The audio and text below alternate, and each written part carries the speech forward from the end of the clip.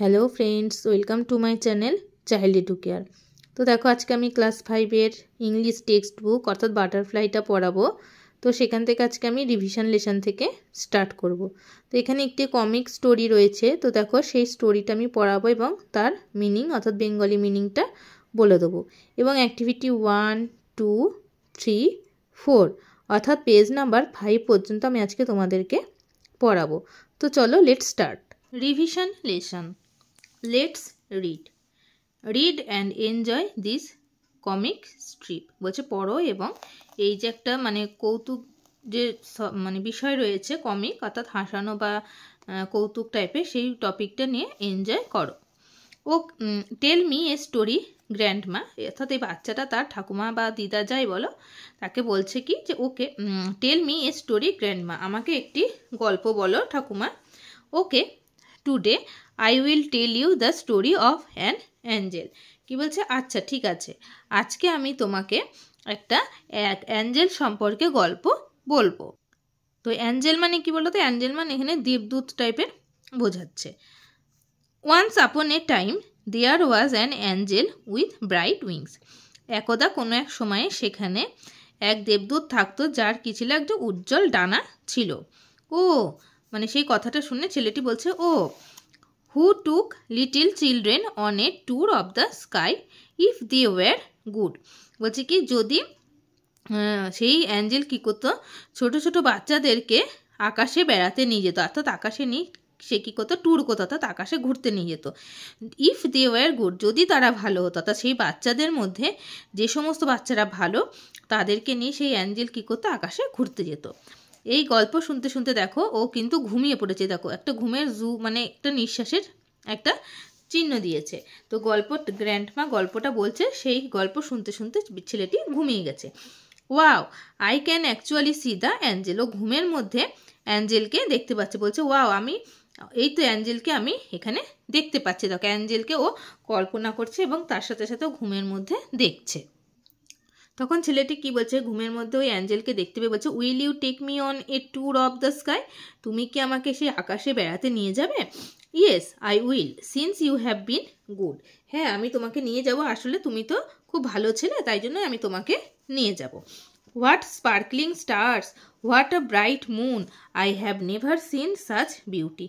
কি সুন্দর, কি বলছে এখানে? হোয়াট স্পার্কলিং স্টার, কি সব ঝকঝকে সব তারা, তারপরে কি উজ্জ্বল চাঁদ, অর্থাৎ what a bright moon, bright মানে হচ্ছে উজ্জ্বল।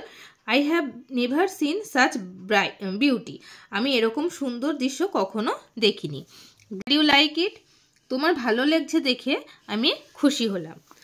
What a calm face, what a beautiful smile, she looks as good as my grandmother. কি বলছে? কি সুন্দর তার শান্ত মুখ। হোয়াট আ বিউটিফুল স্মাইল, কি সুন্দর একটি হাসি।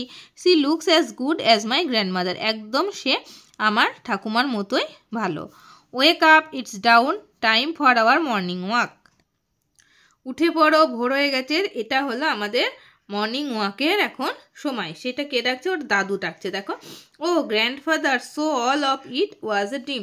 ও দাদু, তার মানে এটা আমার টোটালটাই কি ছিল? স্বপ্ন ছিল বলছে। অর্থাৎ ঘুম থেকে ভেঙে দাদু ডাকছে দেখে বলছে, ও দাদু, তার মানে ও যেগুলো দেখছিল সেগুলো সে স্বপ্ন দেখছিল, সেটাই বলল।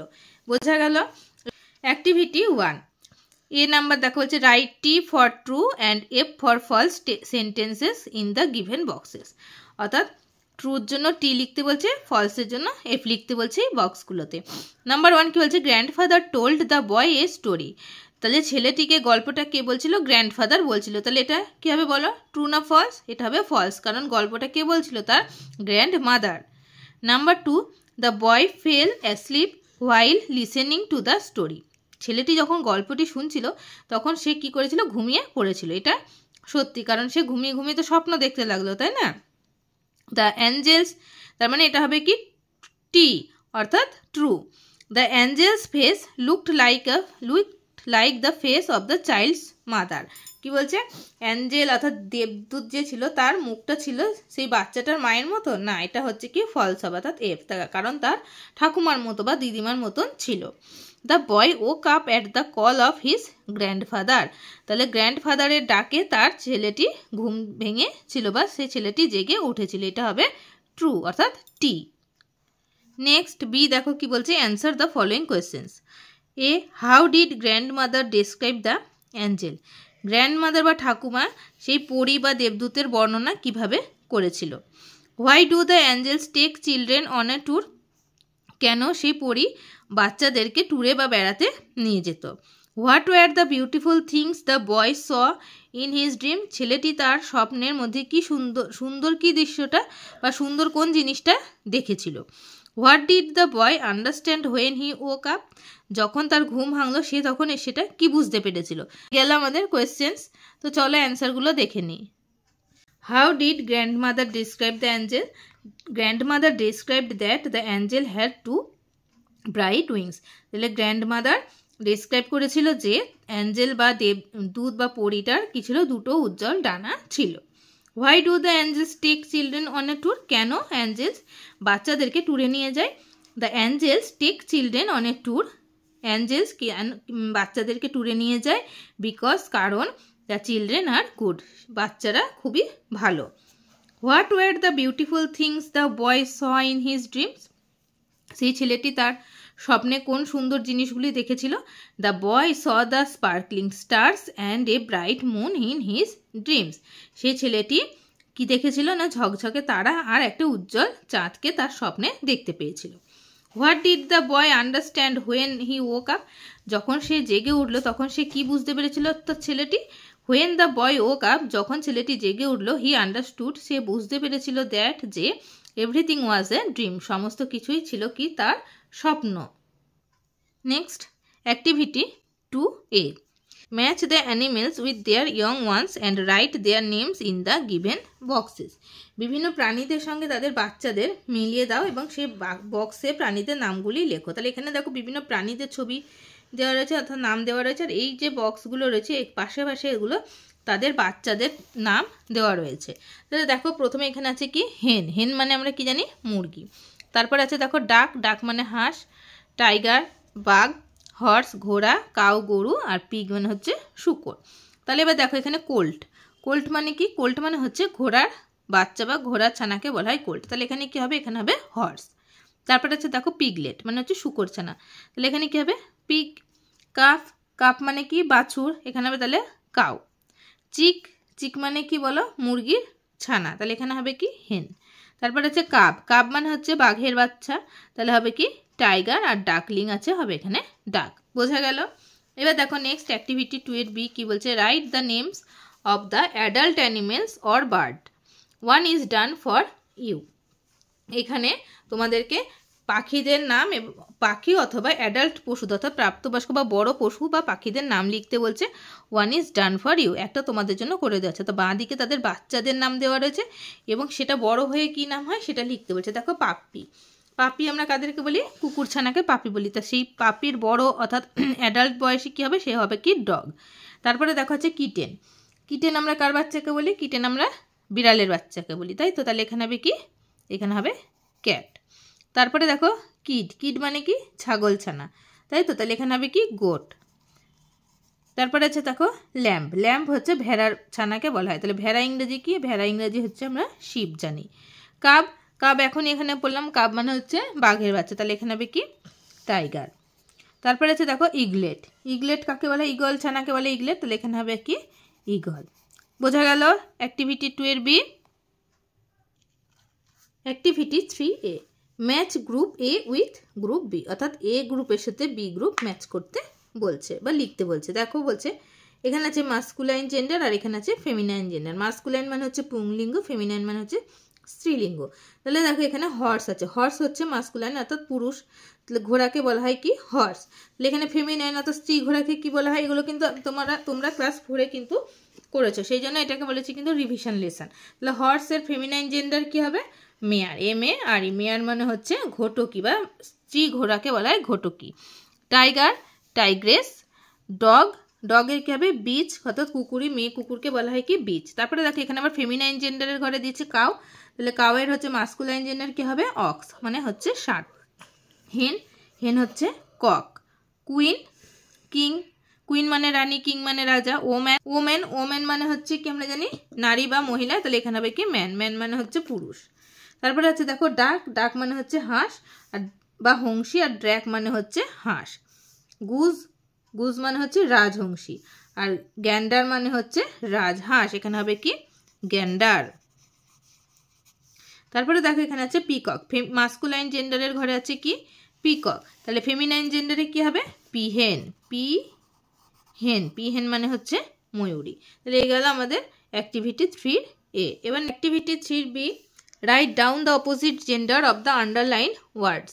তো এখানে যে আন্ডারলাইন করা রয়েছে যে ওয়ার্ডগুলোতে, তা সেই ওয়ার্ডগুলোর তোমাদেরকে অপোজিট জেন্ডার লিখতে বলছে, অর্থাৎ বিপরীত লিঙ্গে পরিবর্তন করতে বলছে। দেখো yesterday my grandmother and mother came to our school, গতকাল আমার ঠাকুমা এবং আমার মা আমাদের স্কুলে গিয়েছিলেন। My father bring my brother and me to school every day, আমার বাবা রোজ আমাকে এবং আমার ভাইকে স্কুলে নিয়ে আসেন। We address our male teacher as sir, আমরা শিক্ষকদেরকে স্যার বলে সম্বোধন করি। He is a wise man, তিনি একজন জ্ঞানী মানুষ।